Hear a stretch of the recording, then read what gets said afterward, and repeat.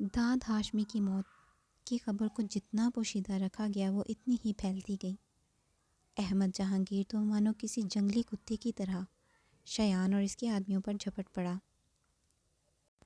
اس کے کسی کالے دھندے کے خاص آدمی کی موت کو اس سے چھپایا گیا۔ داد کے بنا تو وہ اپنے کسی کالے دھندے کو چلانے کا سوچ بھی نہیں سکتا تھا۔ مجھے سلطان چاہیے، کسی بھی قیمت پر، چاہے جو بھی کرنا پڑے، مجھے وہ چاہیے، اور اسے میرے پاس تم لاؤ گے۔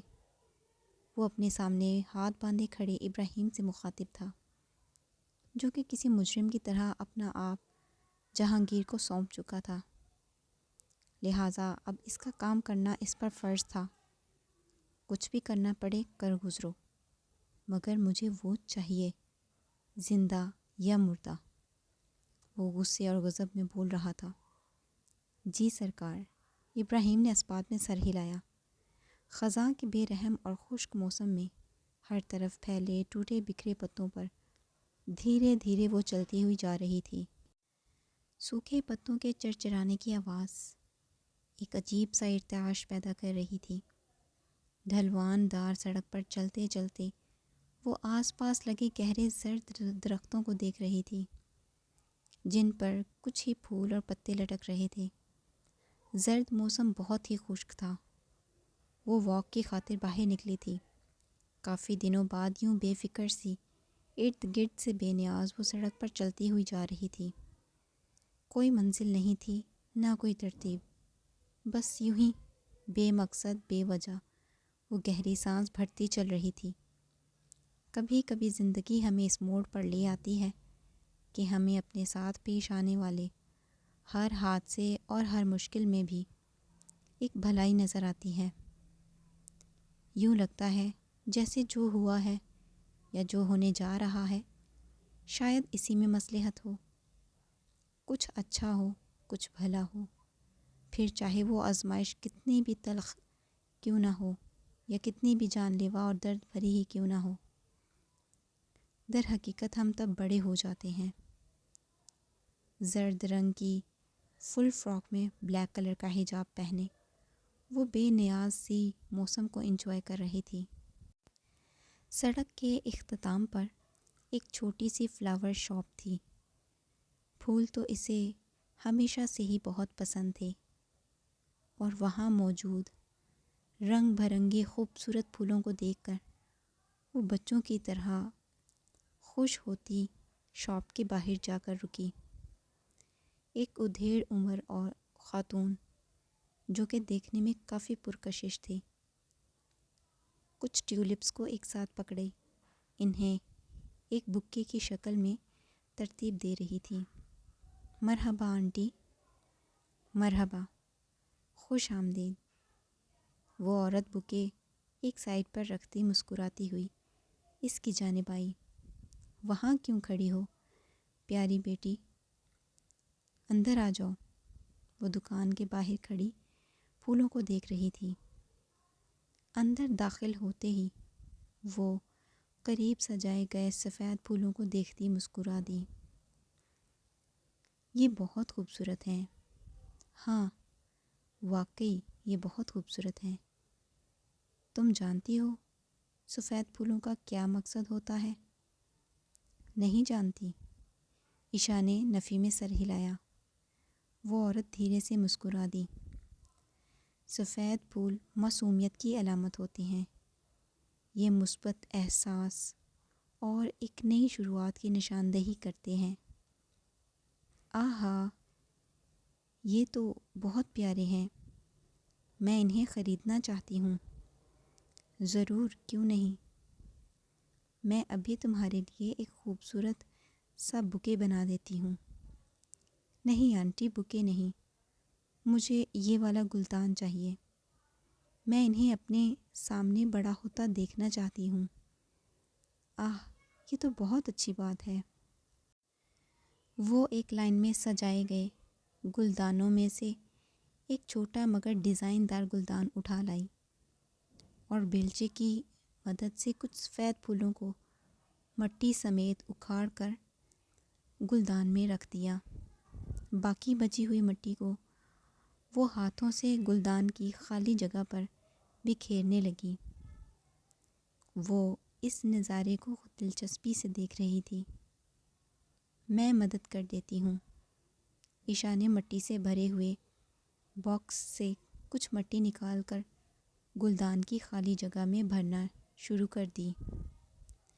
گلدان کافی بڑا تو نہیں تھا، مگر پھولوں کے نیچے کی سطح کو مٹی سے بھرنا ضروری تھا تاکہ پانی ڈالنے کے لیے کافی مٹی موجود ہو۔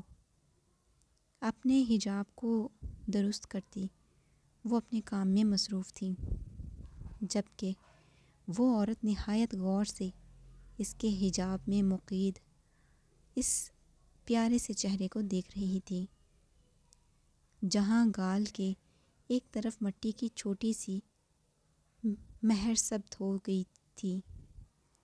جانتی ہو، یہ پھول انسان کی روح کو زندہ رکھتے ہیں۔ ان کی خوشبو ایک نا امید وجود میں تازگی اور پر نوریت بھرتی ہیں۔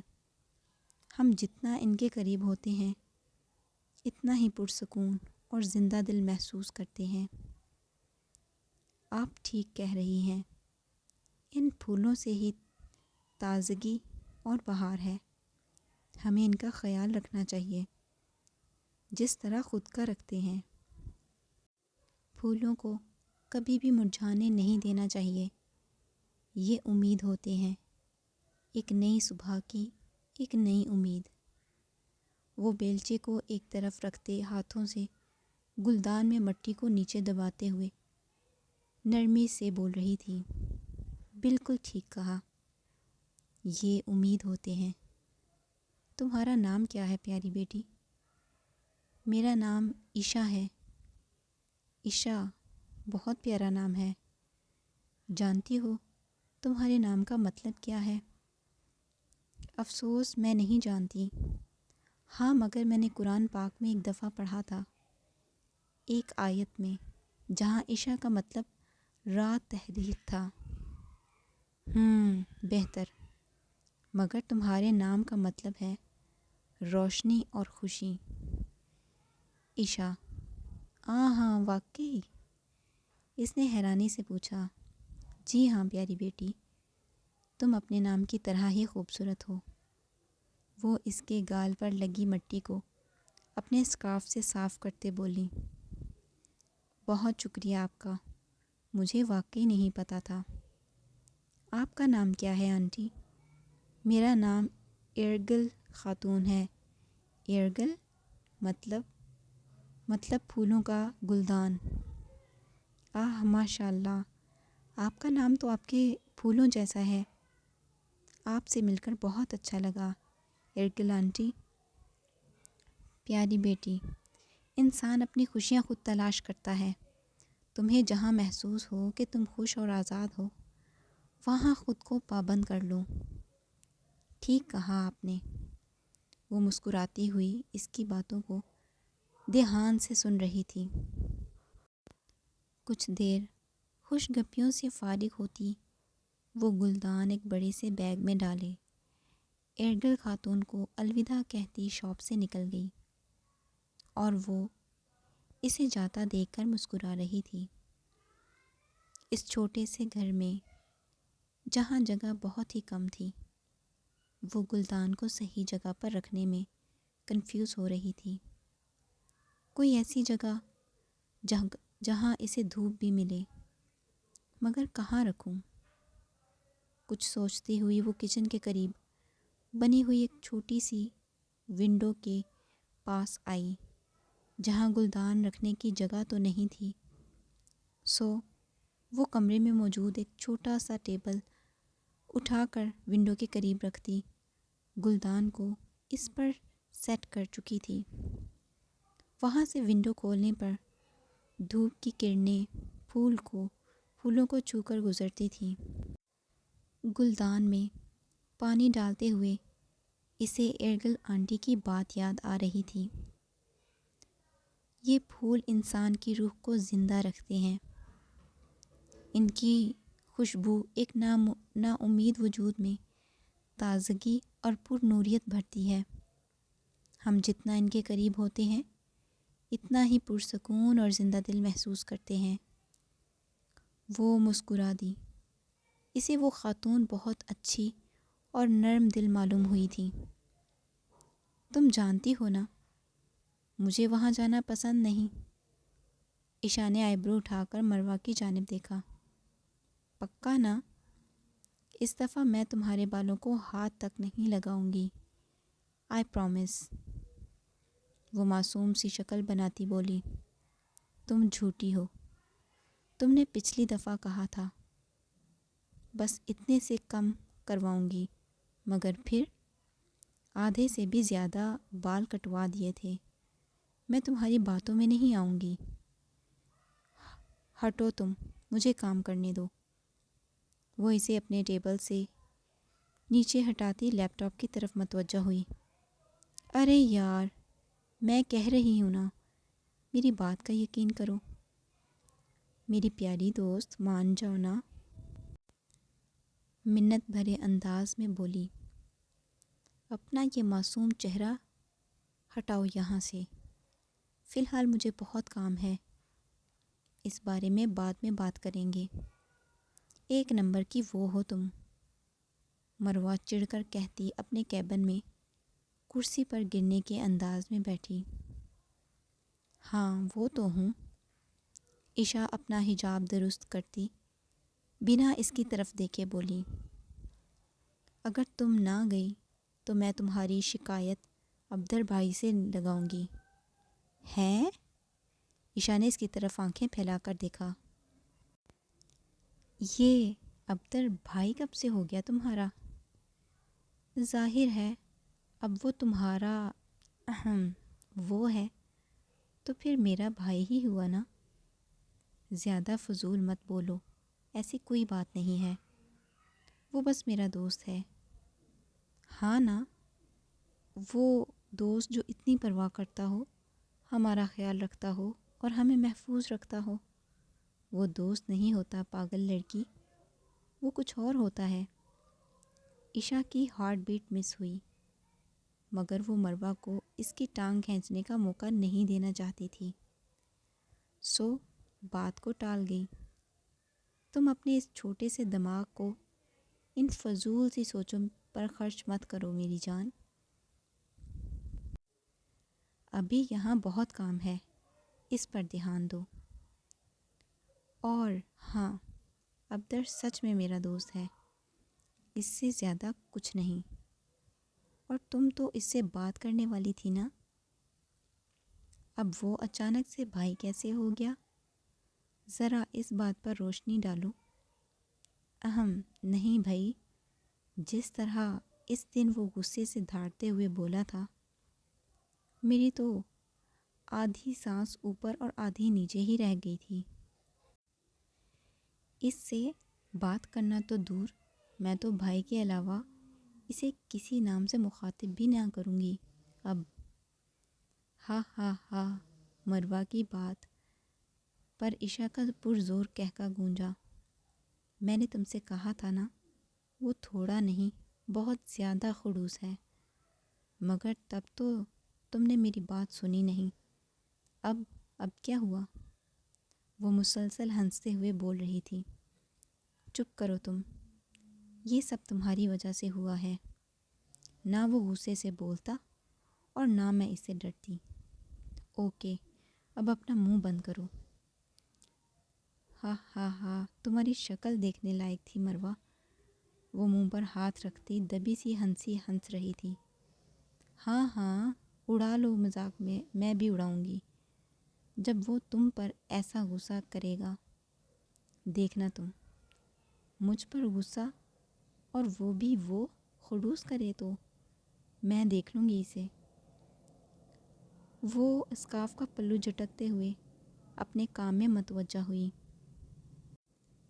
ہاں ہاں، میں بھی یہی ہوں مس افلاطون، اور پارلر تو تمہیں لے کر جاؤں گی، چاہے مجھے تمہیں گھسیٹ کر ہی کیوں نہ لے کر جانا پڑے۔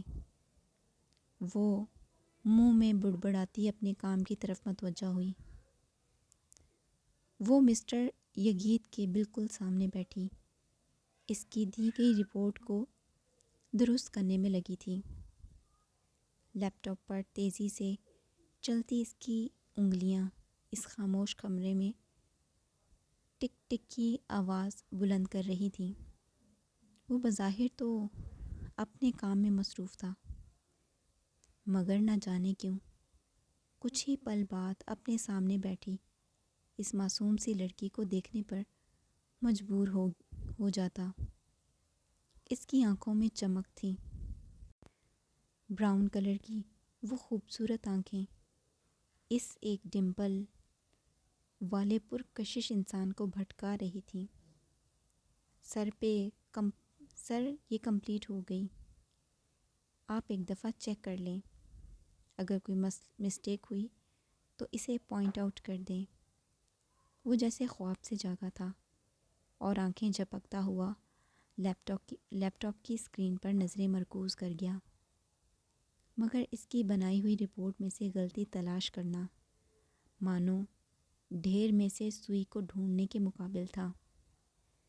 ویری امپریسو، آپ کی رپورٹ میں سے غلطی نکالنا واقعی ایک مشکل کام ہے مس عشا، آئی اپریشیٹ اٹ۔ وہ مسکرایا۔ عشا نے اس کے ایک گال پر گہرے ہوتے ڈمپل کی طرف غور سے دیکھا، جو کبھی گہرا ہوتا تھا تو کبھی مٹ جاتا۔ بہت شکریہ سر۔ وہ اپنی چیزیں سمیٹتی تھوڑا لیٹ ہو گئی تھی۔ اپنا موبائل فون بیگ میں رکھتی وہ مروہ کو الوداع کہتی آفس سے باہر نکلی۔ اسے آفس سے اس کا گھر زیادہ فاصلے پر نہیں تھا، جسے وہ چلتے ہوئے بھی طے کر سکتی تھی۔ آفس کے پارکنگ ایریا سے گزرتے ہوئے اس کی نظر اپنے باس پر پڑی، جو کہ ایک ادھیڑ عمر شخص سے بحث میں مصروف تھا۔ وہ وہاں جانا تو نہیں چاہتی تھی، مگر کچھ سوچتی ہوئی ان کے قریب گئی۔ بیٹا، میں نے یہ جان بوجھ کر نہیں کیا، تمہاری گاڑی اچانک سے میرے سامنے آ گئی، مگر آپ اتنا تو جانتے ہیں نا کہ پارکنگ ایریا میں بائک سائڈ پر گاڑی چلانا منع ہے۔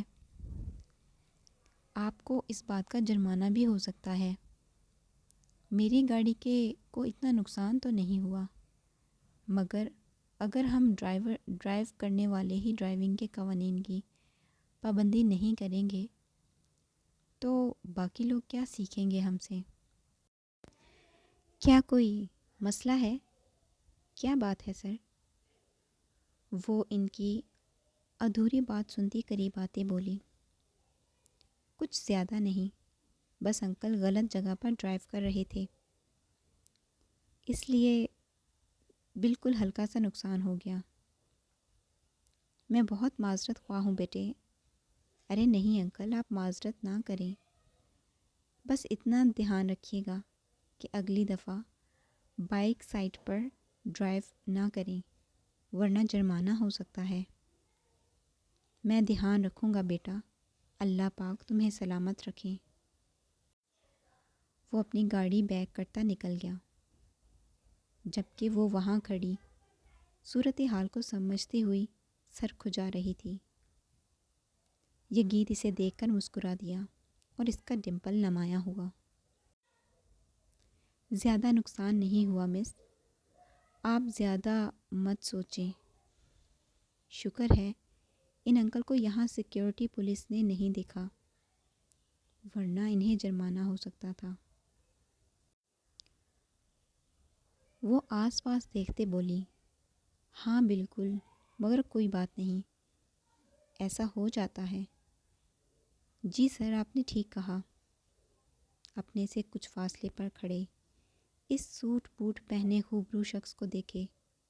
اس نے اپنے بال سنوارے تھے، بے شک وہ اس سے زیادہ ہینڈسم تو نہیں تھا۔ ہاں مگر وہ وہاں کیوں کھڑی تھی؟ وہ بس یہ سوچ رہا تھا۔ آپ گھر جا رہی ہیں؟ یگیت نے سوال کیا۔ جی سر۔ اگر آپ کو برا نہ لگے تو میں آپ کو گھر تک ڈراپ کر دیتا ہوں، مسٹر یگیت نے بہت ہچکچاتے ہوئے کہا۔ تو مقابل کے چہرے پر ایک عجیب سی کیفیت نمایاں ہوئی۔ ایک انچاہا خیال اس کی آنکھوں کے سامنے لہرا گیا۔ وہ بھولی نہیں تھی کہ یہ آفر ایک دفعہ پہلے بھی اسے دی جا چکی تھی۔ دینے والے کو وہ بھولی نہیں تھی۔ وہ بنا کوئی جواب دیے اپنی ہی سوچوں میں گری بے حس و حرکت کھڑی تھی۔ مس عشا، یگیت نے اسے چپ کھڑا دیکھ کر پکارا، میں آپ سے کہہ رہا تھا۔ یہاں کھڑی ہو تم، میں تمہیں کب سے ڈھونڈ رہا تھا۔ اپنے عقب سے آتی جانی پہچانی آواز پر وہ گڑبڑائی ہوئی اس آواز کی جانب متوجہ ہوئی۔ وہ اپنے کوٹ کی جیب میں ہاتھ ڈالے ماتھے پر کئی شکنیں لیے بالکل اس کے مقابل کھڑا تھا۔ اتفاق پر اتفاق، وہ بس آنکھیں پھیلائے ان دونوں کی جانب دیکھ رہی تھی۔ آپ کی تعریف، مسٹر یگیت نے اپنے سامنے کھڑے بلیک کلر کے فل ڈریس میں ملبوس ایک پرکشش پرسنالٹی رکھنے والے تھوڑے مغرور انسان سے سوال کیا۔ ایکسکیوز اس، کہتے ہی سلطان نے اپنے ساتھ حیران اور کچھ پریشان سی کھڑی اس نازک پری کو ایک چپتی نظر دیکھا اور دھیرے سے اس کی کلائی پکڑتے اپنے قدم بڑھا گیا۔ وہ اس کے پیچھے پیچھے چلتی ہوئی حیرانی سے اس کی پیٹھ کو دیکھ رہی تھی۔ وہ کار کا دروازہ کھولے کھڑا تھا جس پر وہ بنا سوال جواب کیے ایک ٹرانس کی سی کیفیت میں اندر بیٹھ گئی۔ مسٹر یگیت اپنی جگہ کھڑا اس سین کو دیکھ رہا تھا، مگر ایک نگاہ اپنے ارد گرد دوڑا کر ہلکا سا مسکراتا ہوا اپنی کار کی طرف گیا۔ وہ بنا کوئی بات کیے خاموشی سے اپنی سائیڈ ونڈو سے باہر دیکھ رہی تھی۔ کیسی ہو؟ سلطان نے اسے چپ اور پریشان دیکھ کر سوال کیا، جس پر وہ بنا کوئی جواب دیے ہنوز اسی پوزیشن میں بیٹھی تھی۔ کار ایک جھٹکے سے رکی تھی۔ عشا نے ہڑبڑا کر دیکھا۔ سلطان نے ایک گہری نظر سے اسے دیکھا تھا۔ میں نے کچھ پوچھا ہے شاید؟ I'm sorry، کیا پوچھا تم نے؟ تم پریشان ہو؟ کوئی مسئلہ ہے کیا؟ نہیں تو میں بالکل ٹھیک ہوں۔ وہ بس میں بولتے بولتے رکی۔ سلطان نے آئی برو اٹھا کر اس کی جانب دیکھا۔ تم کیسے ہو؟ تمہاری چوٹ کیسی ہے؟ اور تم بنا بتائے کیوں چلے گئے تھے اس دن؟ ہمیشہ ہی بھوت کی طرح آتے ہو اور ایسے ہی غائب ہو جاتے ہو۔ وہ ٹھوڑی پر ہاتھ رکھے اس کے دھڑا دھڑ سوالوں کو دلچسپی سے سن رہا تھا۔ میں تم سے پوچھ رہی ہوں۔ وہ اسے مسلسل دیکھ رہا تھا بنا جواب دیے۔ اب وہ اسے اس طرح دیکھنے سے کچھ ہڑبڑا گئی۔ وہ اسکارف کو حجاب کی صورت میں اوڑھے بہت پیاری لگ رہی تھی۔ وہ بنا حرکت کیے کسی روبوٹ کی طرح اسی پوزیشن میں تھا۔ عشا نے دھیرے سے اپنی انگلی اس کی جانب بڑھاتے اس کے کندھے پر ہلکی سی ضرب لگائی۔ سلطان نے آنکھیں جھپکیں۔ زندہ ہو؟ میں تم سے بات کر رہی ہوں۔ لگتا ہے تمہیں ہینگ ہونے کی بیماری ہے۔ وہ تو ہے، شاید کچھ عرصے سے۔ مطلب؟ اب میں اپنے سوال پھر سے دہراؤں؟ کیونکہ تم ابھی ریفریش ہوئے ہو۔ وہ مسکرایا تھا۔ تمہاری چوٹ کیسی ہے؟ ٹھیک ہے، ایک بات پوچھوں تم سے؟ عشا نے سوالیہ انداز میں اسے دیکھا۔ منع بھی کروں گا تو بھی تم نے پوچھنا ہی ہے۔ یہ بھی ہے۔ تم کیا سپر مین ہو یا تم میں کوئی خاص پاور ہے؟ بہت ایگزیکٹ ٹائم پر انٹری ہوتی ہے تمہاری، ایک دم پرفیکٹ۔ مطلب میں جو چاہوں سمجھ سکتی ہوں، یہی سمجھ لو۔ وہ کار دوبارہ سے سٹارٹ کر گیا۔ پھر سے مختصر جواب۔ اچھا پھر ٹھیک ہے۔ وہ ہنس تھی۔ ہنس کیوں رہی ہو؟ تم نے ہی تو کہا ہے جو چاہو سمجھ سکتی ہو۔ تو کیا سمجھا تم نے؟ تمہیں کیوں بتاؤں؟ وہ مسلسل ہنس رہی تھی۔ وہ مسکرایا اور گاڑی اس کے چھوٹے سے گھر کے باہر آ رکی۔ تم یہاں ٹھیک ہو؟ کوئی مسئلہ تو نہیں؟ نہیں، یہاں سب ٹھیک ہے، تم فکر مت کرو۔ اگر کوئی مسئلہ ہو تو بلا جھجک کہہ سکتی ہو۔ ہاں، ایک ہی تو سپر مین ہے میرے پاس۔ وہ مسکرائی۔ اور ہاں، اب تو میری بات مان لو۔ اور وہ کون سی؟ گاڑی سلو ڈرائیو کیا کرو۔ اس دن تم کافی زیادہ چوٹ لگی تھی، پتہ ہے نا؟ سلطان کی اسمائل گہری ہوئی۔ چلتی ہوں، اپنا خیال رکھنا، اور شکریہ گھر تک چھوڑنے کا۔ دھیان سے جانا، وہ ونڈو سے جھک کر کہتی ہوئی چل دی، اور وہ اسے جاتا ہوا دیکھ رہا تھا۔ پاگل لڑکی، وہ مسکرا رہا تھا۔